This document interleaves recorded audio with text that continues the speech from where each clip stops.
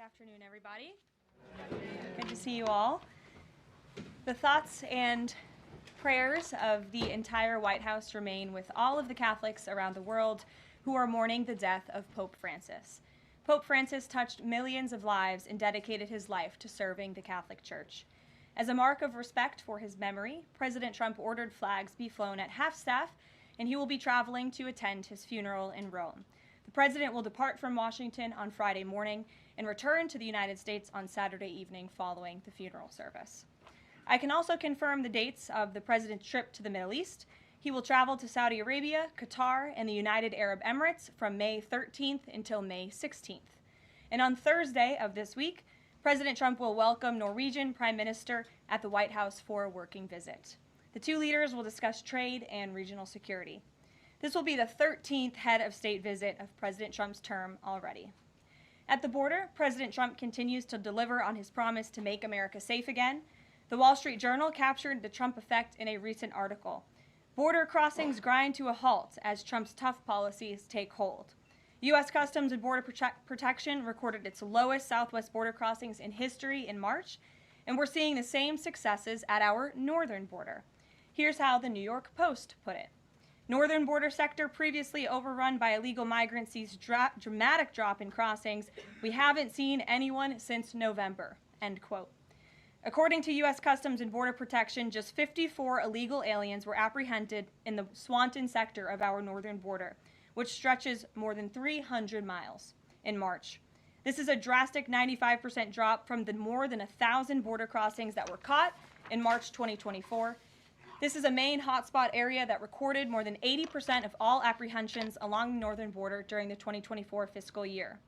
And new reporting from the Washington Times fully highlights the difference in Joe Biden's disgraceful approach to the border compared to President Trump's.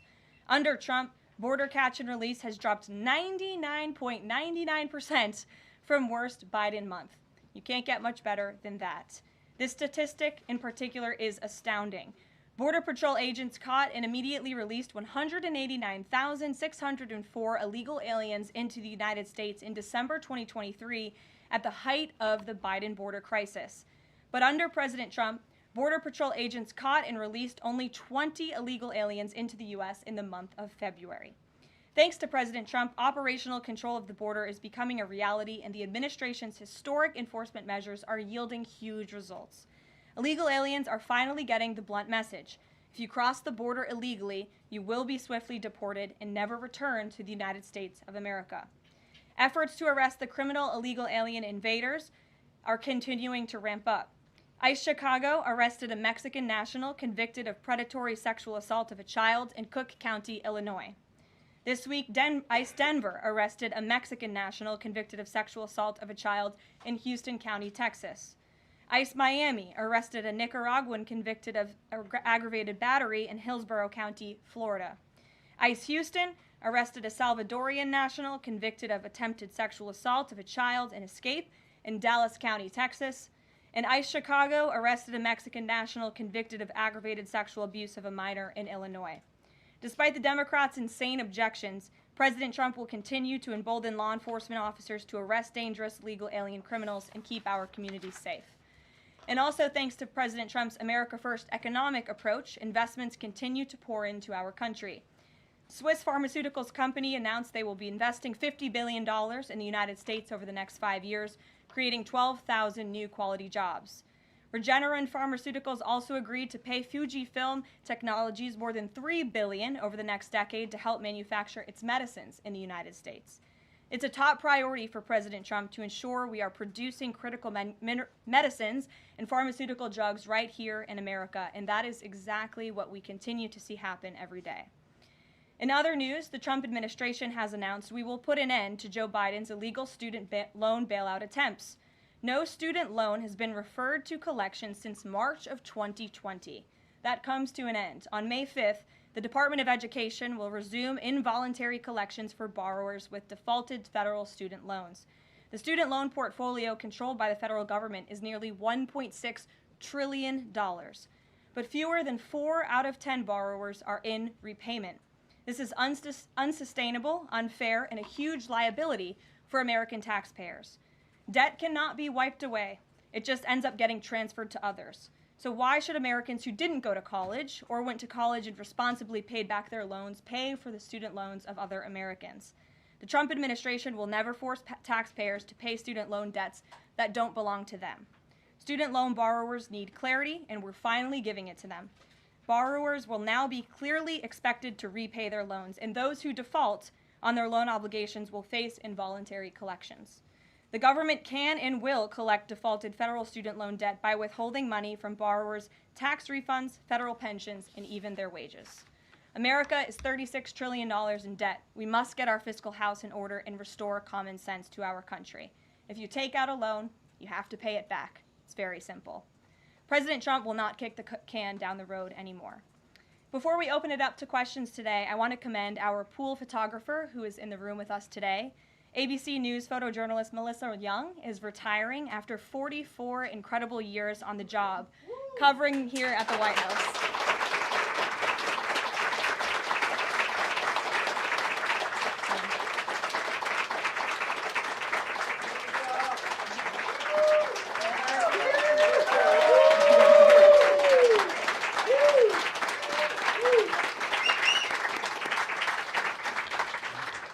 Melissa, congratulations. You have the largest round of applause I've ever heard in this room. So there's something we can all agree on, and you've had an incredible career here covering the White House. So congratulations to you, and we hope you enjoy retirement.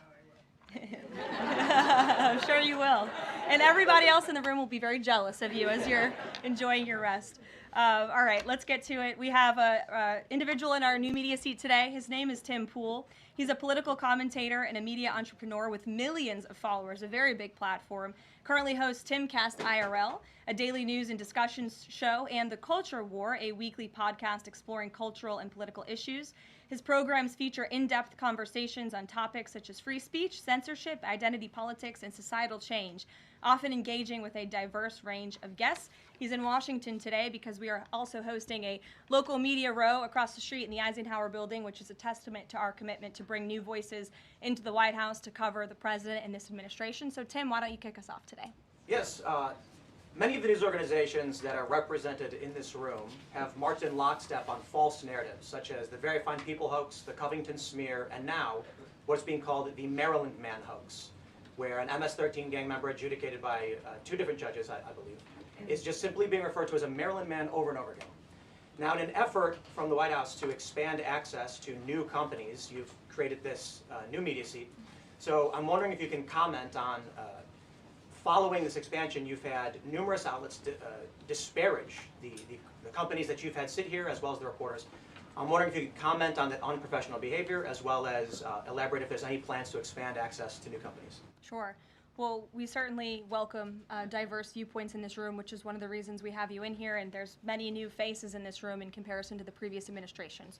We want to welcome all viewpoints into this room. We welcome unbiased journalists who really care about the truth and the facts and the accuracy, and you rightfully pointed out the Maryland Man story, which I, from this podium, when The Atlantic published it, on that very first day, I came to this podium and said, this is wrong. The press in this room have this story wrong, and we have seen more and more evidence come to the table that we have had all along. We were always right. The president was always on the right side of this issue to deport this illegal criminal from our community. And it is despicable to see the media continue to refer to this individual as someone who is just a peaceful man living his life in Maryland. This was and always has been an illegal criminal, an MS-13 gang member, and a designated foreign terrorist. And the administration maintains our position to deport these individuals from our community. So thank you for being here, Tim. It's great to see you. Thank you. Dasha, why don't you kick us off? Thank you, Karoline. You're welcome. I really appreciate it. I have two questions, one on the Pentagon and another on the economy. You said on Fox News that the entire Pentagon is working against Secretary Hegseth, but the people who were fired were Hegseth's own guys. So how do you square that, and what do you say to concerns that that's bad management? They were Pentagon employees who leaked against their boss to news agencies in this room. And it's been clear since day one from this administration that we are not going to tolerate individuals who leak to the mainstream media, particularly when it comes to sensitive information. And the Secretary of Defense is doing a tremendous job, and he is bringing monumental change to the Pentagon. And there's a lot of people in this city who reject monumental change. And I think, frankly, that's why we've seen a smear campaign against the Secretary of Defense since the moment that President Trump announced his nomination before the United States Senate. Let me reiterate, the president stands strongly behind Secretary Hegseth in the change that he is bringing to the Pentagon, and the results that he's achieved thus far speak for themselves. Is there an FBI investigation into the leaks? The secretary said that these people would be prosecuted, so is the FBI investigating? You'd have to ask the FBI, you have to ask the Department of Justice on what they plan to do, but certainly we take leaks with the utmost seriously across this administration. You've seen people fired from the Department of Homeland Security. The president has made it clear it's an unacceptable behavior. On the economy, Karoline, Peter Navarro said that it's perfectly possible to do 90 deals in 90 days. We haven't seen one just yet. How soon might we see a deal, and what evidence can you share that progress is being made in these trade negotiations? Sure. Well, I spoke to our entire trade team this morning. There is a lot of progress being made. We now have 18 proposals on paper that have been brought to the trade team. Again, these are proposals on paper that countries have proposed to the Trump administration and to our government. You have Secretary Bessent, Secretary Lutnick, Ambassador Greer, NEC Director Hassett, and Peter Navarro, the entire trade team, meeting with 34 countries this week alone. We are moving at Trump speed to ensure these deals are made on behalf of the American worker and the American people. And just yesterday, it seemed to get a little bit lost in the news, and I think it's a disservice to the American public that it did. The Vice President announced terms of reference for a trade deal with India. That is a big deal. We know when we look at the numbers, the monetary trade barriers and the non-monetary trade barriers from India, they have been ripping off the United States and American workers for a very long time. So the fact that the Vice President with Prime Minister Modi on that trip in India announced these terms of reference, which is essentially a framework to move the ball forward to sign a good trade deal between our two nations, is great progress, and it speaks to the work ethic and the real labor that's being put into this effort by the president's trade team. Sure. Go ahead. Does the proposals that you talk about, is that enough to extend the pauses on these reciprocal tariffs, or does the president need to see, these deals inked and signed to offer any sort of additional extension beyond the 90 days? Well, look, ask me in July when the deadline hits. I know I'll be answering those questions from all of you in this room. There's a lot of time left, and the president's trade team is working again at Trump speed as quickly as they can to ensure that these deals can be made. Are any of those conversations yet with China happening? I actually do have something to share on that. I asked the president about this before coming out here, and he wanted me to share with all of you that we're doing very well in respect to a potential trade deal with China. As I mentioned, there have now been 18 proposals in more than 100 countries around the world who are wanting to make a deal with the United States of America, and the president and the administration are setting the stage for a deal with China. So we feel everyone involved wants to see a trade deal happen, and the ball is moving in the right direction. Sure. Setting the stage for a deal with China, what does that mean? Has the president spoken directly with Xi yet? I don't have anything to read out on a direct talk between the president and President Xi, but we will continue to keep you updated. And Secretary Bessent reportedly today told investors that this trade standoff with China he expects will be de-escalating soon because, as he described it, reportedly the situation is unsustainable. Is the president considering taking steps to de-escalate the situation with China? Again, I just read you words directly from the President of the United States. Those are moments ago. That's where his head is at right now. Sure. Caroline, I had two questions, one on immigration and one on China. First on immigration. Roughly how many illegal immigrants and aliens do we have in our country, and how many does the administration plan on deporting?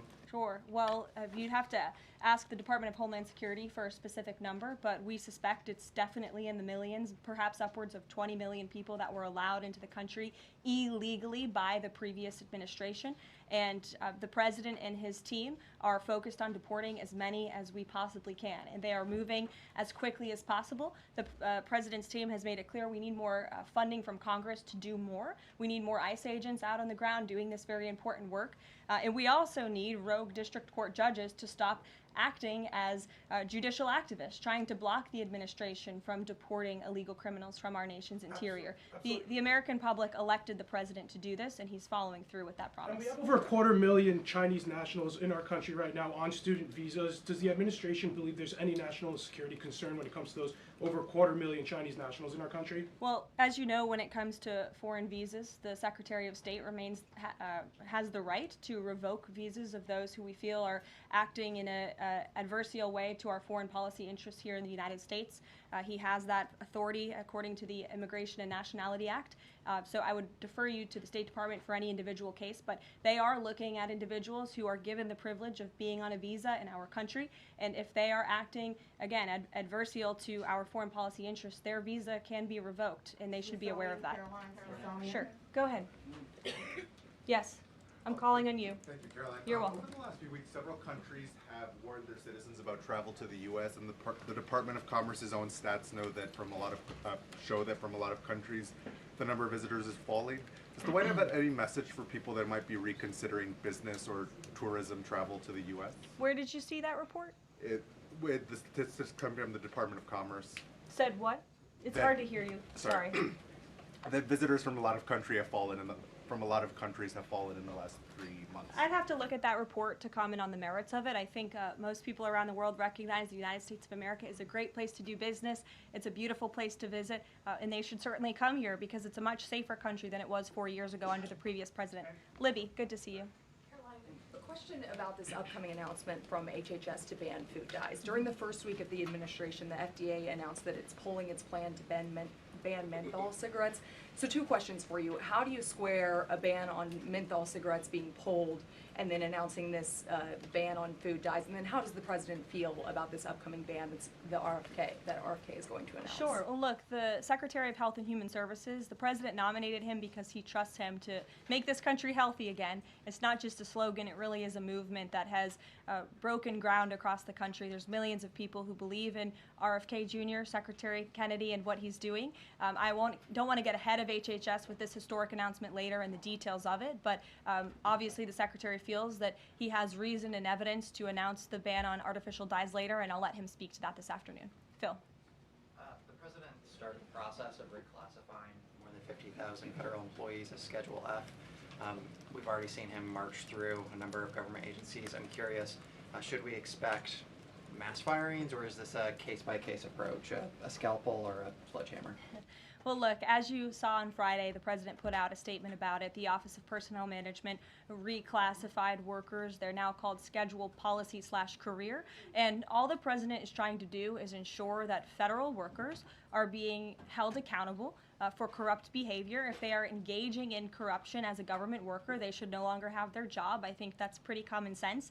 He also believes that bureaucrats should be acting in accordance to the will of the American public, who duly elected this president. Not just this president, but all future presidents. If you work for the government, you should be adhering to the will of the American public and advancing the administration's goals and interests. And if you are not doing that, then you should go find another job whose interests you align with. So as for specific firings, I would defer you to the specific agencies, but the president in this move and Office of Personnel Management, it will make it easier to get rid of rogue bureaucrats who are engaging in corruption. And then another quick question about Sure. Google, real quick. A federal court ruled last Thursday that Google's dominance of online advertising and ad tech markets violated U.S. antitrust laws. I know the president has spoken to a number of folks in big tech, and Google's CEO was even at his inauguration. I'm curious, what is the president's reaction to that court ruling? I'll have to ask him, and I'll get back to you, Phil. Thank you, Caroline. You're welcome. John. Thanks a lot, Caroline. Some economic questions for you. Kevin Hassett has been a key economic advisor to the president in both of his terms. In 2022... And he still is. And he still is. He was just in my office. Absolutely. In 2022, he said that the independence of the Fed is super important. That's a direct quote. Is that something that the president subscribes to? Does he still believe in the independence of the Federal Reserve? Well, look, I think the president has made his position on the Fed and on Powell quite clear. The president believes that they have been making moves and taking action in the name of politics rather in the name of what's right for the American economy. The president has the right to express his displeasure with the Fed, and he has the right to say he believes interest rates should be lower. He believes Americans should be able to borrow money cheaper than they currently are right now. And I also spoke to Kevin Hassett about the Fed as well, and he has called into question the Fed's independence and whether they are actually doing things, again, out of the best interest of the economy, or are they doing it for for partisan reasons. The president wants to see interest rates lower. He has made that quite clear. We've also seen, if I may, Thank I'm you. sorry, one more, Caroline, just about, I said 2 economic questions, about the dollar. We've seen the dollar at multi-year lows versus the euro and other currencies around the world. Is it the administration's policy for a strong dollar? How does it view the dollar versus other currencies around the world? The president wants to see the dollar remain as the world's reserve currency for our long-term fiscal stability and our economic growth. He's been quite clear about that. Sure. Two questions. And then to the woman behind you, who I haven't seen before, welcome. Go ahead, Mary. Earth Day and then the Supreme Court, if that's okay. That's right. It's On- Earth Day. Yes. Happy Earth Day, everyone. I saw the president truthing about the garbage pileup from China in the Pacific, and then I believe Lee Zeldin is headed to San Diego to investigate the pile of sewage from Mexico. Can you speak to what the White House has planned for Earth Day and anything in that arena? Sure. I do have points from the EPA. Administrator Zeldin's doing a fantastic job, and they are always sharing their accomplishments with the White House, which we very much appreciate. He will be traveling. I believe he's in California today for sewage situation. Here you go. Administrator Zeldin met with his Mexican counterpart to discuss steps Mexico needs to take to ensure the water entering the United States is clean and safe. And he's holding a press conference in San Diego today with elected officials and local stakeholders on the Tijuana River sewage crisis. I would also add from the president himself, he has always maintained he wants America to have the cleanest air and the cleanest water. And we want to do what's right for our environment and for our earth. And a lot of that is making sure that we have clean and sustainable energy, and we know that we produce natural gas cleaner and more efficiently than any country in this world, and the president wants to see that continue. Thank you. And then on the Supreme Court, I know the court is hearing a case dealing with parents who don't want their kids having to read gender ideology books in schools. Can you comment on that case and what the Trump administration hopes to see come from that? Sure. We hope the Supreme Court will do the right thing, and the president has been very clear. He stands on the side of parental rights, and he believes strongly that parents should have a greater say in their children's education and the content, if you will, that children are being exposed to in our public school system.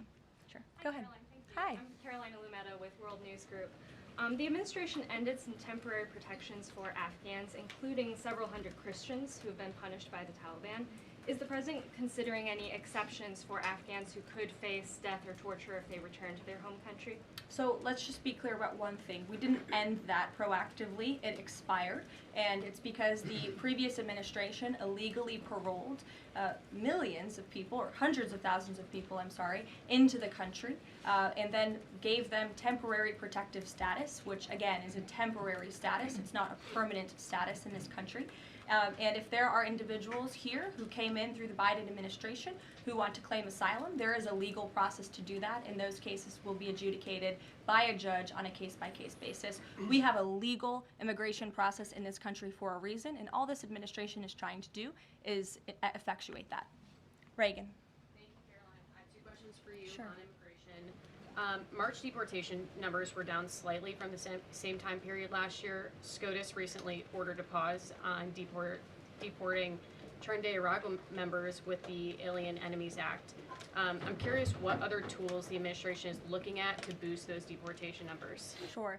Well, we are obviously complying with the court's order. However, it was a temporary pause. The Supreme Court basically said, sit tight, and they will follow up with an order, and we're confident that the Supreme Court will rule on the side of law and recognize the president absolutely has the executive authority to deport foreign terrorists from our nation's interior under the Alien Enemies Act. We feel very strongly about that, and we're confident the courts will side with the president and his executive authority. As for deportations, we continue to deport illegal criminals under Title VIII, which is an immigration authority given to our Border Patrol agents and the Department of Homeland Security to deport illegal criminals from this country. And the administration continues to do that at record speed as quickly as they can with the resources that they have. They recently dropped charges against the MS-13 leader caught in Woodbridge, Virginia, with the idea that this will expedite the deportation process. Does the administration plan to drop charges against other criminal illegals to speed along the deportation process? You'd have to ask the Department of Justice. Obviously, that's within their purview, and I can't speak for them. However, it is our goal to deport as many illegal criminals and aliens from our country as we possibly can, as quickly as we can. Jackie. Thank you, Caroline.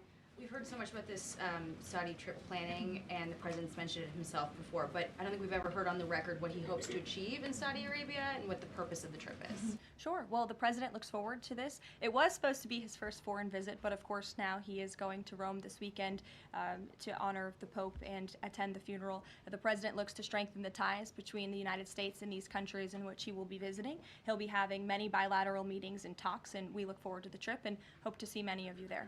And the meetings in London this week, do they have any nexus with the plans in Saudi Arabia?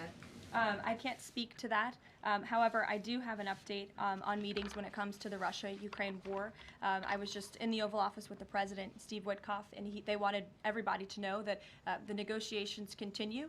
We feel, again, we're hopefully moving in the right direction, and the Special Envoy, Steve Witkoff, will be heading to Russia again later this week to continue talks with Vladimir Putin. Is that why Rubio is not heading to London? Is he accompanying Witkoff to Moscow? I can't speak for the Secretary of State's travel schedule. I'd defer you to the Department of State. And more broadly, just about the peace agreement, the talks that are ongoing. Secretary Rubio had said that if things don't go the right way, that the U.S. might need to take a step back. What does stepping back look like? Is that a step back from brokering peace, or would that imply a broader withdrawal from U.S. support for Ukraine and the war? Look, I think it would be unwise for me to broadcast that from this podium. Ultimately, that's a decision for the president to make, but he's made it very clear he wants to see peace, he wants to see this war end, and he wants to stop the killing on both sides of this war, and he's been very clear about that for quite some time, and he has grown frustrated with both sides of this war, and he's made that very known. Karoline, Brian. Thank you, Caroline. Last week, the president talked about nonprofit groups, specifically taking on crew, and he hinted that there could be further actions taken against nonprofits. Does the White House have any plans for any sort of actions against NGOs, nonprofits, or other similar groups? Is any of that coming up? Is that being worked on at this time? I'll have to check in with our policy team and get back to you. Sure. Thank you, Caroline. Travis Gilmore with the Epoch Times. Are some colleges using taxpayer funds to further political agendas? And what is the administration's response to Harvard's lawsuit? Sure. Well, the president has made it quite clear that it's Harvard who has put themselves in the position to lose their own funding by not obeying federal law. And we expect all colleges and universities who are receiving taxpayer funds to abide by federal law. It's quite simple. And the president made it clear he's not going to tolerate violations of federal law. He's not going to tolerate illegal harassment and violence towards Jewish American students or students of any faith on our campuses across the country. And so we will be responding to the lawsuit in court. And again, it's quite simple. If you want federal dollars, obey federal law.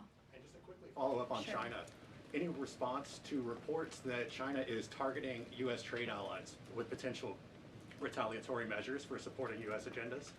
I think the numbers and the sheer number of countries that have reached out to the United States and reached out to this administration to cut good trade deals speak for themselves. The entire world knows that they need the United States of America and they want to do business here, and so we'll stay focused on cutting good trade deals on behalf of the American worker. Stephanie. Thank you, Caroline. Can you give us any additional details from the president's call with Netanyahu today? I did speak to the president about it. It was a good call. They spoke particularly about Iran and the negotiations that are underway with Iran and the United States. And the president has made it very clear repeatedly, but I'll reiterate, there is no daylight between the United States of America and the state of Israel. He stands strongly behind our ally. He's made it quite clear when it comes to Iran that we want to see a deal, and Iran has a choice to make. But the president has also made it very clear, and he reiterated that in his call with Prime Minister Netanyahu today about the need for Iran to never obtain a nuclear weapon. I do have one more bit of news that I would like to share with all of you. Just give me 1 second to find it. And it's in regards to the terrorist attack that took place in India earlier today. The president has been briefed by the National Security Advisor, and he's being kept up to speed as more facts are learned. What we know already is dozens were killed and even more were injured in a brutal terrorist attack in a popular tourist location in South Kashmir. President Trump will be speaking with Prime Minister Modi as soon as he possibly can to express his heartfelt condolences for those lost. And our prayers are with those injured and our nation's support for our ally, India. These types of horrific events by terrorists are why those of us who work for peace and stability in the world continue our mission. So we'll give you a readout of that call later this afternoon. There's a lot of work to be had. You may hear from the president later this afternoon as well, and we'll see you all later. Thank you. Were any Americans among those dual